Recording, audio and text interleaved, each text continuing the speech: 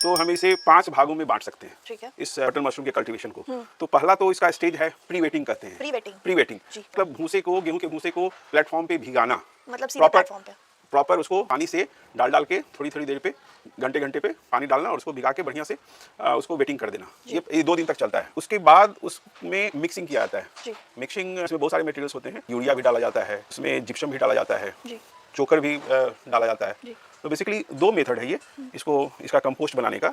एक long method कर सकते हैं, दूसरा शॉर्ट मेथड कर सकते हैं। तो हमारे पास शॉर्ट मेथड का स्कीम है। शॉर्ट मेथड में होता है क्या कि 4 टर्निंग के बाद उसको हम टनल में डाल देते हैं। Turning, third stage is turning. Short method में 4 टर्निंग होते हैं और लॉन्ग मेथड में अप्रोक्स 8 टर्निंग होते हैं, मतलब 2 दिन 3 दिन के गैप पे।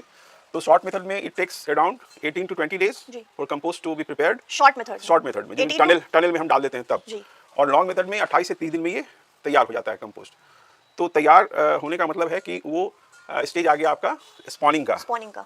तो हमने 3 स्टेज बताया, चौथा स्टेज स्पॉनिंग। तो जब इसका टेम्परेचर हम देख लेते हैं कि नीचे आ गया है 22-23 डिग्री तक, तब वो स्पॉनिंग करने लायक है।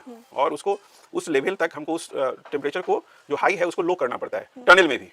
या फिर आपका लॉन्ग मेथड में बना रही है, प्लेटफॉर्म पे बना रही है, तो उसका ऐसा नहीं कि गर्म में ही उसको आप स्पॉनिंग कर दे, बीज रोपण कर दे। उसको ठंडा कर लिया जाता है फैला के, फिर उसमें स्पॉन डालिए, बीज डालिए और तब उसको बैग में जैसे ही भरा हुआ है तो भरा जाता है।